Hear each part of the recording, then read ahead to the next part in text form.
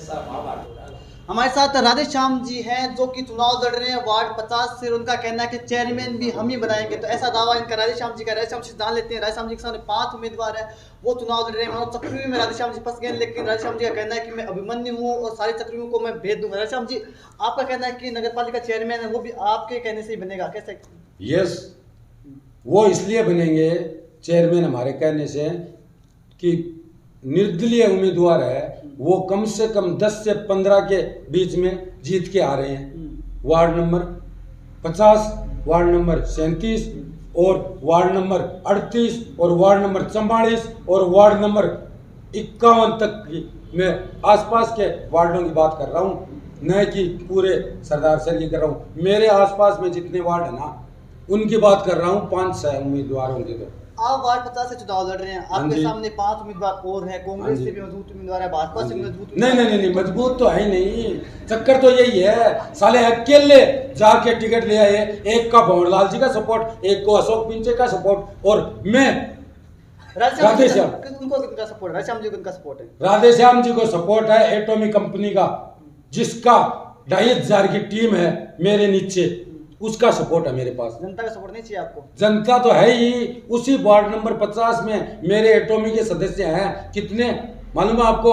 यानी 50 घर। 50 घर का मतलब समझ रहे हो? एक घर से अगर 6 मेंबर भी उठा के चलो ना, वोट जो वोटों में तब्दील होता है, तो 6 से गुणा कर लो आप। 301 वोट तो मेरे डायरेक्ट है, पर्सनल संपर्क के। प्लस वो 300 लोग अगर एक एक वोट को भी लेके आएंगे ना, तो 601 होते हैं, 601 होते हैं।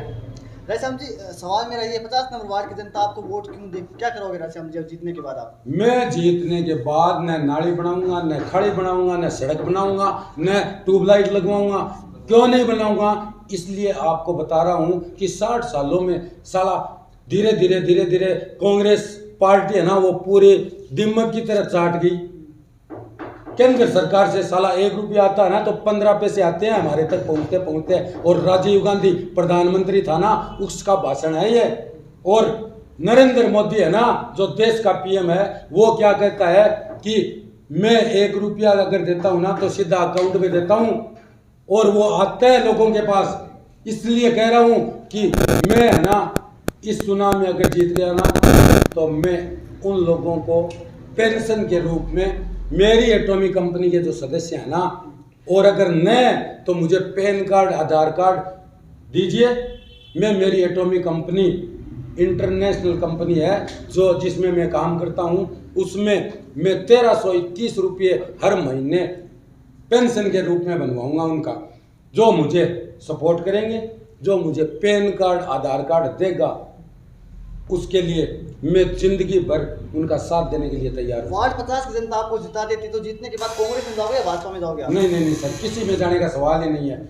इसलिए नहीं है कि मैं निर्दलीय लड़ रहा हूँ, और निर्दलीय किसी को समर्थन दूंगा ना, तो हम सब मिलके बैठ के और राय मशुरा करके और फिर हम समर्थन देंगे। फिर समर्थन देंगे। एक सवाल मेरा आपसे ये कि आपको कांग्रेस और भाजपा से इतनी नाराजगी क्यों है? अरे सर, नाराजगी मेरी नहीं है, नाराजगी तो उनके सिद्धांतों से है।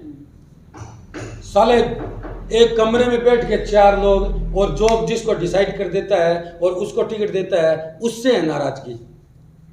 भाजपा पार्टी से मेरी नाराजगी नहीं है। भाजपा पार्टी का तो मैं खुद सदस्य हूँ, लेकिन 4 जना बैठ के कमरे में और एक आदमी को टिकट डिसाइड कर दे, ये कहाँ का न्याय है? मेरा कहने का मतलब समझ रहे हो ना? जिसके साथ पब्लिक है उसको आप टिकट नहीं दे रहे हो, और सिर्फ एक जो चपरासी की तरह चापलूसी करता है, आगे पीछे दुम लगा के फिरता है, सिर्फ उसी को टिकट दे रहे हो। तो इसलिए मैंने दोनों पार्टियों को नकार के और निर्दलीय से परचम लहराया है। आपका कहने का मतलब कि पार्टी से आपकी नाराजगी नहीं है, आपकी पार्टी के सिस्टम से नाराजगी? हाँ, सिस्टम से नाराजगी है मेरी। तो आप अपनी टक्कर किससे मानते हो वार्ड 50 के अंदर, भाजपा या कांग्रेस से? मेरी टक्कर अगर ईमानदारी से पूछोगे, क्योंकि मैं झूठ तो बोलता ही नहीं हूँ, मैं सच बोलता हूँ, सच के सिवाय कुछ नहीं बोलता हूँ। मेरी टक्कर अगर होगी ना, मेरी सीधी टक्कर तो कांग्रेस से होगी। और बोलिए, कांग्रेस होगी तो चेयरमैन कौन बनेगा फिर? चेयरमैन किसको बनना चाहिए? इतने चुनाव जो लड़ रहे हैं उनमें से चेयरमैन किसको बनना चाहिए? चेयरमैन की सीट तो सर शायद ओबीसी की है, तो ओबीसी का ही बनेगा, लेकिन हम चाहेंगे ना वो बनेगा। तो फिर भी कौन बनना चाहिए? इतने सारे नाम सर है। पहले नाम कैसे उजागर कर सकता हूँ? हो सकता है कोई चेयरमैन का दावेदार हो और कांग्रेस का ही हो और वो साला हार भी जाए, तो फिर चेयरमैन कहाँ से बनेगा? इसलिए पहले कैसे डिसाइड कर ठीक है, सकता मेरा आपसे हूँ? एक सवाल और, आप 50 नंबर वार्ड से चुनाव लड़ रहे हो, लेकिन आप 33 नंबर वार्ड से आपने अपना पर्चा उठा लिया है, किसको समर्थन दे रहे हो? क्यों उठाया पर्चा आपने? अरे सर मैंने तो निर्दलीय से, मैं खुद हूँ और निर्दलीय को मैंने समर्थन दिया है, इसमें मैंने क्या गुनाह किया है? मैं जो जिस पार्टी से बिलोंग करता हूँ वो पार्टी के तो टिकट भी नहीं है, यहाँ पे है ही नहीं, टिकट दी नहीं उन्होंने। 37 नंबर वार्ड में आपने पर्चा उठा लिया, वहाँ पे कांग्रेस की रिजवान है, वो चुनाव लड़ रही हुआ है, आप उनको समर्थन नहीं दिया, आपने निर्दलीय को समर्थन दिया, ऐसा क्यों? सर ऐसा है, ये अपनी अंदरूनी बातें हैं, तो ऐसे एकदम हर आदमी का नाम उजागर करना अच्छी बात नहीं है। मेरा कहने का मतलब ये है कि जैसा आप हो रहा है ना, आप खुद समझदार हो, आप खुद भी तो निष्कर्ष निकाल सकते हो, मेरे से ज़्यादा अनुभवी हो आप। आपने दो जो जगह है, दो वार्ड, उनसे आपने नामांकन दाखिल किया, इसके पीछे राधेश्याम जी कोई रणनीति थी क्या? नहीं, रणनीति तो पक्की थी। इसमें यह था कि एसडीएम साहिबा ने, मैं 2 पर्चे लेके गया, एक 37 नंबर वार्ड से और एक 50 नंबर वार्ड से, तो मेरे को एसडीएम साहिबा ने बोला कि मैम, एसडीएम साहिबा ने बोला कि राधेश्याम जी आप 2 जगह से पर्चे दाखिल नहीं कर सकते, एक ही जगह से कर सकते हो। तो मैंने कहा कि मैम ऐसा कौन से शास्त्र में लिखा है? तो मैडम ने बोला कि मेरे इस पत्रावली में लिखा हुआ है। तो मैंने उनको एक जवाब दिया कि मैम, जब प्रधानमंत्री नरेंद्र मोदी 2 जगह से चुनाव लड़ सकता है और राहुल गांधी विपक्ष का नेता है, वो 2 जगह से चुनाव लड़ सकता है, तो राधेश्याम अग्रवाल साला क्यों नहीं लड़ सकता? राधेश्याम जी 2 जगह चुनाव लड़ सकते हैं सर। इसलिए मैंने उनको कहा ना, तो उन्होंने मेरे को क्या कहा कि अगर आप 2 जगह से चुनाव पर्चा दाखिल करोगे तो आपका दोनों पर्चे खारिज हो जाएंगे। मैम आप क्यों चिंता कर रही हो मेरे पर्चा खारिज होने का? वो तो मुझे करनी चाहिए ना चिंता। आपके ऊपर अगर ऊपर से कोई दबाव है तो मुझे बताइए।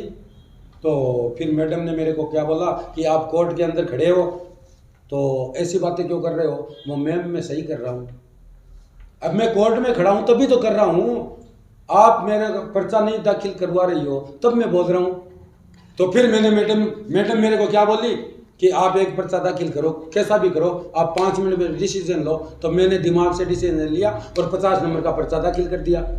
मैं मेरे घर पे आ गया और फिर आधा घंटा बाद तहसीलदार जी पानीपुरा के, जो यहाँ ड्यूटी थी एसडीएम साहिबा के पास में। मेरा आपसे ये कि जो नेता होते हैं, जो चुनाव लड़ते हैं, उनकी ड्रेस होती है खादी पहनना, चोले पहनना, आपने प्राइवेट, वो तो सिर्फ केक दिखावा होता है साला। ऊपर से सफेद ड्रेस पहनते हैं, अंदर उनके अंदर कचरा ही कचरा भरा होता है। मेरे पास वो नहीं है, मेरे पास अंदर सादगी है और बाहर रंगीनी है, ये है मतलब। तो ये थे हमारे साथ राधेश्याम जी, जो अंदर से लेकर बाहर तक पूरे रंगीन मिजाज हैं। जैसा कि उनके सवालों में भी आप जान चुके होंगे कि बिंदास बोलना उनकी फितरत रही है, कुछ उसी अंदाज में राधेश्याम जी नजर आए। हमारी भी शुभकामनाएं राधेश्याम जी के साथ है कि 50 नंबर वार्ड के अंदर वो लड़े और जीतें।